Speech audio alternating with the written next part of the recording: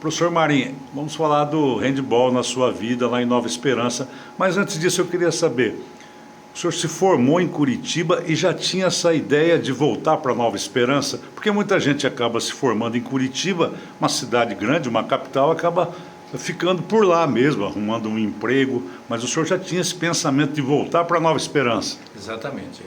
A minha ideia era voltar para Nova Esperança, porque eu não tive professor de educação física. Né? As pessoas que me orientaram foi o meu patrão, como eu te falei, né? Que aprendi a jogar basquete, voleibol, né? E brincava de futebol, mas eu sou um perna de pau no futebol, futebol de salão. Meu negócio é com a mão, né? E aí, com as aulas que eu ganhei, né? Por mérito, porque eu estava formado, eu pensei naquele curso que eu tive em Curitiba de extensão de handebol. Eu não tinha quadra no colégio, então eu dava aula na rua e no sol. Certo. Então me veio à mente de fazer um grande jogo de handebol. Tá?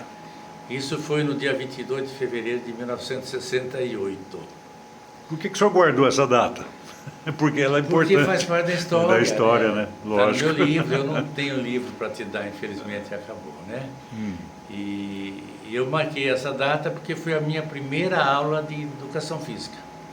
Eu dei um grande jogo de handebol e notei que as crianças gostaram, porque fazia gol com a mão. Criança, o senhor fala meninos e meninas? Meninos e meninas, porque Certo. a aula naquele tempo não era separado menino e menina, era todo mundo junto. Certo. Então, imagine você uma quadra de handebol, eu dividi ela em 8 pedaços. Né? Aqui do lado direito vai ser os ponta direita, a gente chamava de ala, né? Do lado esquerdo, e tinha um círculo no meio da quadra que era o centroavante, né? Os pivô. Então, esses podiam chegar perto da área, os outros não, era a defesa. Então, eu fui direcionando assim. Então, nesse dia 22 de fevereiro de 68, foi o que dei a minha primeira aula. Isso faz com que eu seja o pai do handebol do Paraná, reconhecido pela federação, né? E recebi homenagens por isso também. E o goleiro? Você não falou do goleiro? Aparecia goleiro? Parecia... Não, não é tão bem, fácil. Na educação física, sempre tem um cara que não joga. Aí eu colocava no gol. Entende? Mas com o tempo eu fui evoluindo também, né? Eu observava o porte atlético de cada jovem, né? Como eu era professor de educação física, eu direcionava para o handebol, voleibol, basquete, atletismo, né? E eu dava atletismo no campo, futebol de salão na quadra e futebol no campo. A gente dava todas as modalidades. E o pessoal do handebol era mais entroncadinhos, mais parrudo e tal. Falei, você vai para o handebol, desde que gostasse. Se não gostar, não adianta forçar, né? E aí fui devagarzinho montando as equipes, né? E começamos a fazer amistosos com Maringá, com Mandaguaçu, Paranavaí, Paranacite, e a gente ganhava os jogos. Amistoso, mas competições também? A competição começou em 71. 71, nós tínhamos a Liga de Esporte de Futsal de Nova Esperança, que era o capitão Vacir, né, que presidia. Aí eu falei com ele, vamos idealizar uns jogos aqui, as cidades vizinhas, né? Aí idealizamos, pensamos nas modalidades, pedi apoio do DEF de Curitiba, né, porque eu não tinha arbitragem, eu não tinha nada. No Departamento de Educação Física do Estado do Paraná. Sim. Hoje é Paraná Esporte. Né? Sim. E aí idealizamos os primeiros jogos colegiais regionais de Nova Esperança, da região noroeste, né? Mas foi em Nova Esperança. Conseguimos um troféu lindo de mármore do Banco do Brasil, que era transitório. A cidade que ganhasse 3 vezes consecutivas ficaria com ele permanentemente, né? Aí veio os jogos, uma loucura, porque eu cuidava de várias modalidades, mas então, não sei se você conheceu o NUSCO.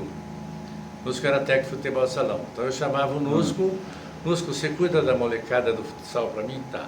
E Uso era um japonês que jogava basquete, você cuida do basquete. O outro já cuidava do xadrez, até xadrez nós colocamos, né? Então eram várias modalidades, se eu não me engano 11, e Nova Esperança virou uma festa, cara. Aquilo, as quadras ficavam lotadas. E nós fomos os primeiros campeões. Eu ganhei o handebol, ganhei o voleibol ganhei a natação, né? E não me lembro mais Até porque esses times eles vinham se preparando contigo, né? E aí, de repente, de outras cidades eles estavam se arrumando ainda, né? Exatamente. Tem uma coisa interessante, De Paulo, aqui no jogo de handebol contra a Atalaia, o professor falou, chegou atrás do banco para mim e falou: professor, por favor, não coloque o time titular contra nós.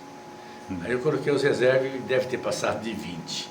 Então era goleadas e goleadas. E eu fui crescendo aí, né? Agora, só uma observação. O senhor professor, não havia necessidade de o senhor idealizar esses jogos. Não. É importante a gente frisar assim, o senhor era professor, mas só que o que motivava o senhor assim, falando, não, tem que fazer competições, porque já extrapola das próprias funções de um professor, né? Exatamente. Já tem mais trabalho, mais atribuições, né? Mas o senhor sempre foi motivado a isso, né? Eu gostava de participar de jogos e por isso que nós idealizamos junto, né? Quem educou meus filhos foi minha esposa Ivonete, né? Porque final de semana eu não ficava em casa.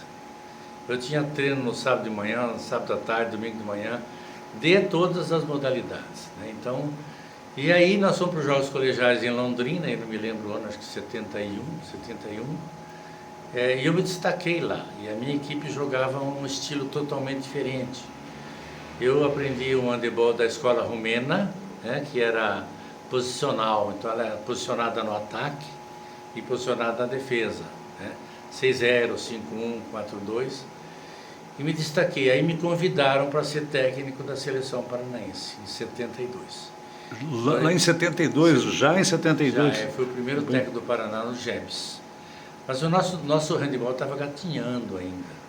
Eu não me lembro quantos estados tinha nos GEPs, e nós ficamos de último lugar, de todas as equipes que tinha lá. Mas lá eu levei 3 atletas, de atletismo e marcha atlética.